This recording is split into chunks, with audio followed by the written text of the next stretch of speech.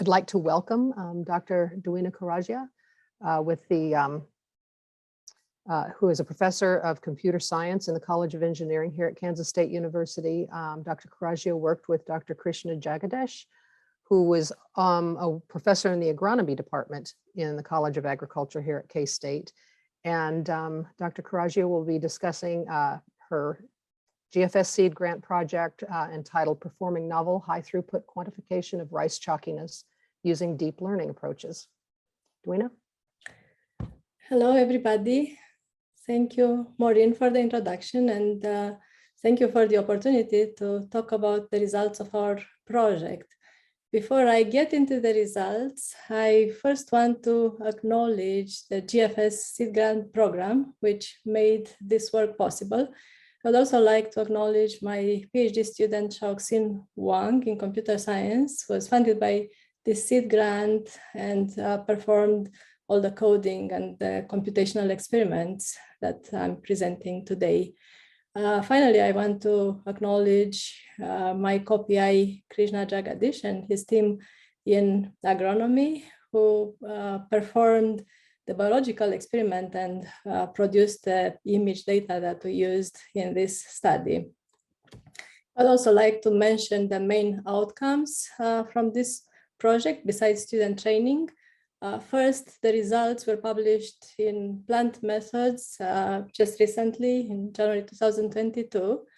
And furthermore, the collaboration with Krishna and the expertise that we gained as part of this project led to a grant that was also recently funded by the United Sorghum Chekhov program. Krishna is the PI of that grant, and I'm one of the co-PIs from KSU. Unfortunately, or fortunately for him, Krishna is not here anymore. He moved to Texas Tech University, but he's leading this grant from there. So that being said, I will move on and provide a little bit of background and motivation for our project. Of course, we all know that rice is a major staple food crop for more than half the world's population. And we also know that it's expected that the global population will increase. In fact, it's estimated that the global population will increase by almost 2 billion by 2050. And as the global population increases, the rice production, quality rice production also has to increase. But unfortunately, global environmental changes that have also become somewhat prevalent in recent years can affect grain yield and quality, with heat stress being the major cause for an increased proportion of chalkiness. While there have been significant advances in genetics, they have not been adequately exploited towards identifying heat-tolerant nutritional rice varieties because there isn't a tool that can be used to capture chalkiness and use that information with this genetic tools that are available. Therefore, there is a big need for a reliable, rapid, and high-throughput phenotyping tool to quickly and accurately identify and quantify the chalkiness in rice. And our project has specifically focused on this need. We have used state-of-the-art deep learning approaches to design a tool for detecting and quantifying chalkiness in rice seeds. As terminology here, deep learning refers to deep artificial neural networks, which are very popular these days. And in particular, in this work, we used a network and architecture that is called GradCam. We have experimented with GradCam models that we trained on polished and unpolished rice seed images. And we also studied the transferability of the models trained on polished rice to unpolished rice. And the motivation for this was that it's easier to identify chalkiness in polished rice. You can see it better. And we want to see if we obtain ground truth for polished rice, can we use that also for unpolished rice? We have also tested the applicability of the tool in determining the level of chalkiness in rice plants that are exposed to high night temperature. So with that introduction, I'm going to talk a little bit about the methods and materials that we use in our work. I already mentioned the GradCam network, deep learning network that we are using here. It's an overview of its architecture. It takes as input a rice seed image. At the core of this architecture, there is a convolutional neural network. It's a network that processes the image from the way it's obtained as input to the output, where it's represented as a vector of numbers. And the network that we used, in particular, ResNet 101, has 101 layers altogether, and those layers are grouped into 4 groups. So the network is trained to classify seeds, these seed images, as chalky or not chalky. And at inference time, the gradients of the chalky class are propagated back to a certain level that is determined by fine-tuning the network. And then that layer, together with the information from the gradients, is used to produce a heat map that shows the chalkiness in that input, the original input rice seed. And then from the chalkiness map, this heat map, we can quantify chalkiness as the percentage area of chalkiness, or we can calculate a chalkiness score. To produce data to train these models, the agronomy team members identify 6 genotypes that were good candidates for this work. The seeds from these genotypes were obtained from the GREEN database. 72 plants were grown, 12 plants per genotype. 6 were used for control, and 6 were used for the high night temperature stress experiment. The experiment was carried out in control environment chambers here at K-State. Specifically, the plants were grown in chambers maintained at controlled temperatures of 30 degrees Celsius during day and 21 degrees Celsius during night. This was until treatment imposition. At the onset of the first spikelet opening, the main tiller, primary tillers, and other tillers of the flowering genotype were tagged and were prepared for treatment imposition. And then these tagged replicate plants were moved to the high night temperature chambers. And there, the night temperature was increased from 21 to 28 degrees Celsius, while the day temperature stayed the same. And then there was an equal number of plants that were similarly tagged and maintained in controlled conditions. At physiological maturity, the plants were harvested from both the control and the high night temperatures. Panicles were separated into 3 groups. The first group contained main panicles. The second group contained 2 primary panicles, and then the remaining panicles from each plant were in the third group. And all the panicles were hand threshed, and they were dehusked using the CAT automatic rice husker TR250. So this gave us a pretty large number of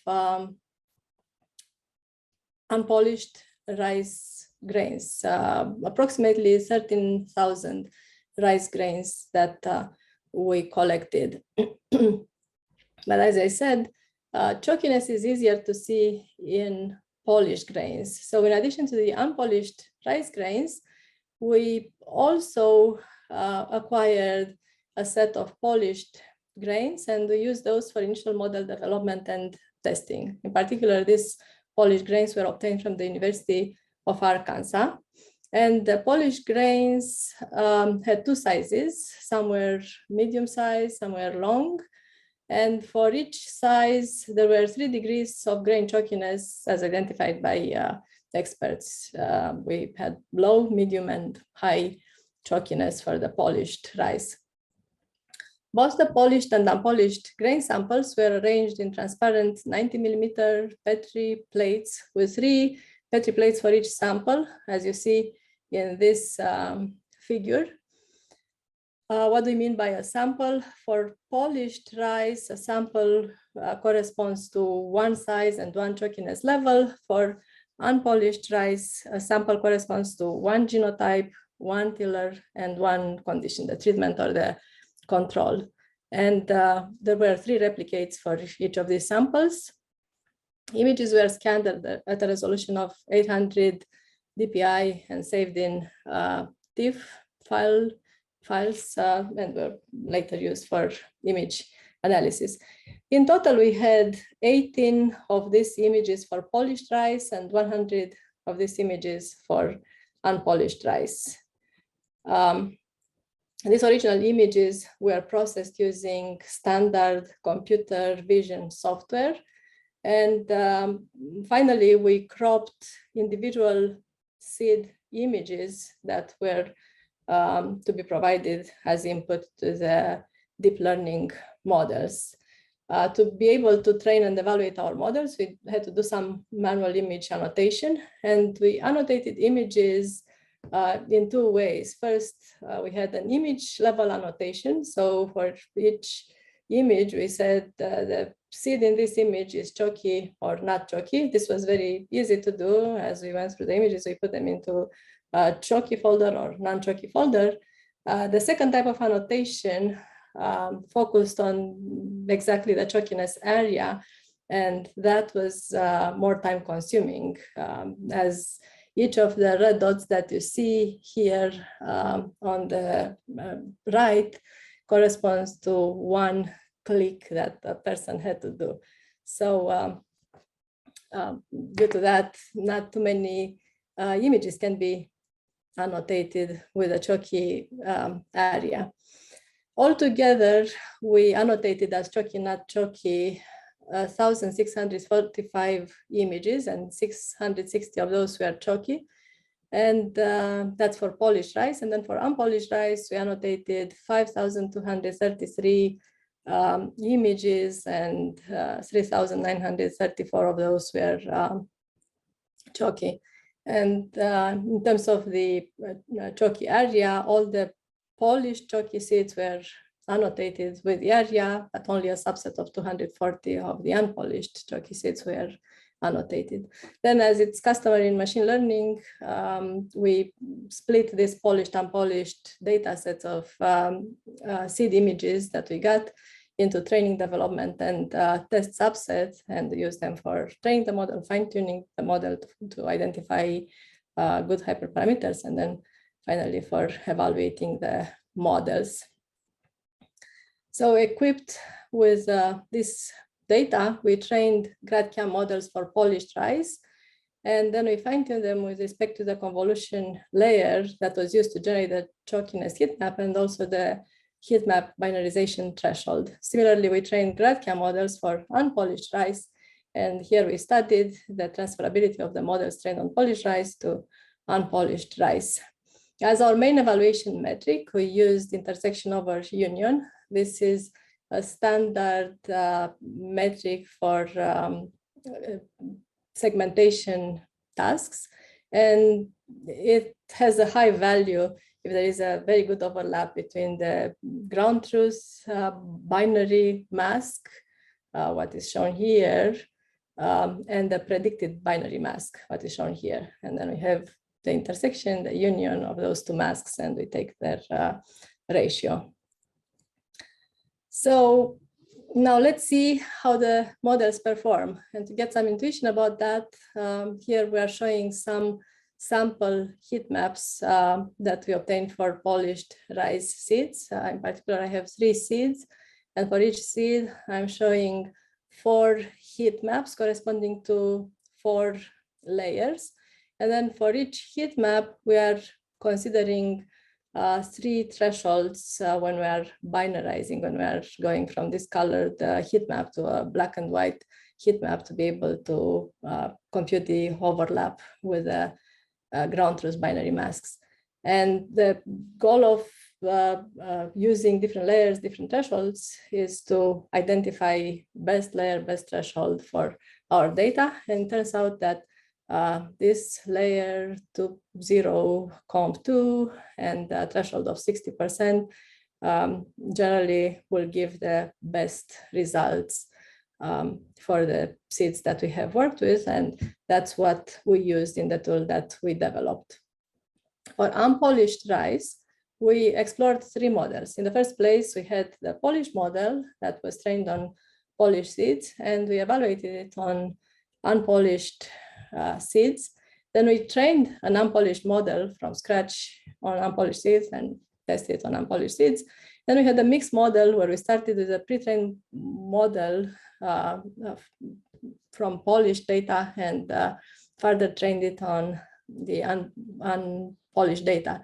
And in the figure, we are showing 4 seeds and the binary masks for the polished, unpolished, and mixed models by comparison with the ground truth binary mask. And as you can probably see, the unpolished model is the closest to the ground truth binary mask. The polished model tends to overestimate, and it kind of makes sense because the unpolished seeds are more opaque, and to the polished model, they look more like a lot of chalkiness is there.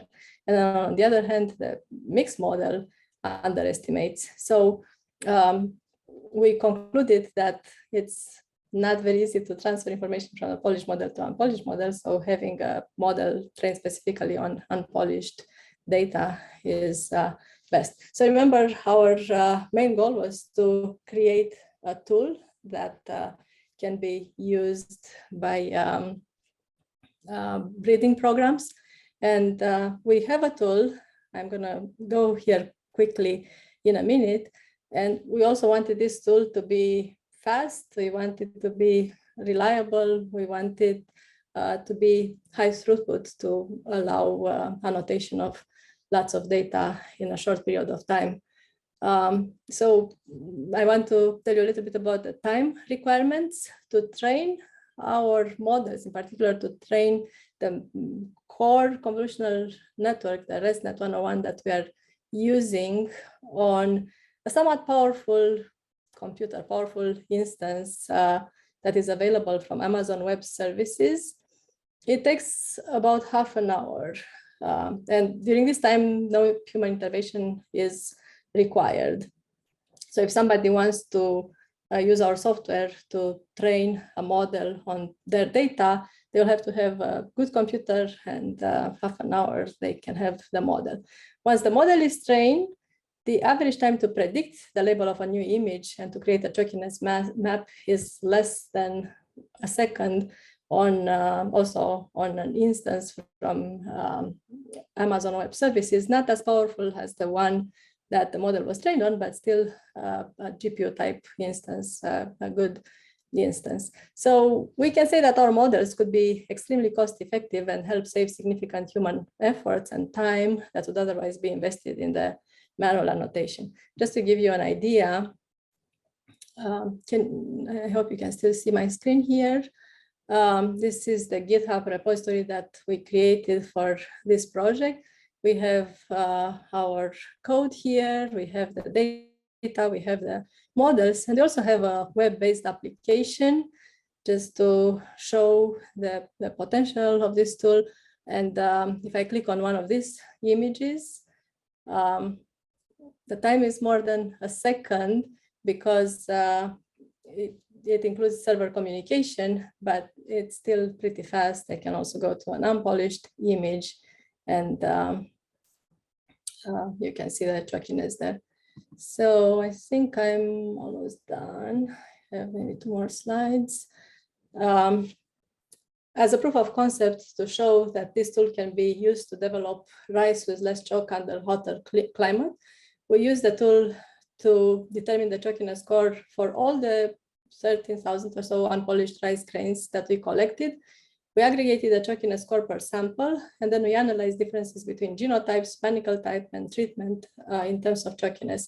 And our analysis of variance for the chalkiness score revealed a significant effect of G, TG, GP, TGP, together indicating the potential of the predictive chalkiness score in terms of identifying germplasms with minimal chalkiness, even under high night temperatures. So in turn, we believe this will help develop rice varieties that can sustain quality under future warming scenarios. So to conclude, he presented a rapid, high-throughput deep learning tool for detecting and quantifying chalkiness in polished and unpolished rice grains. Our results showed that detecting chalkiness is easier in polished rice as compared to unpolished rice, and that the polished models are not directly transferable to unpolished rice. We successfully demonstrated the application of the resulting tool in accurately capturing the high night temperature-induced differential level of chalkiness in different tillers in rice. And as you saw with our web app, our pre-trained models can be readily utilized in ongoing rice breeding programs without requiring researchers to have computer science or machine learning expertise. That's all I have. This is my contact information if there will be any questions at a later time. Thank you.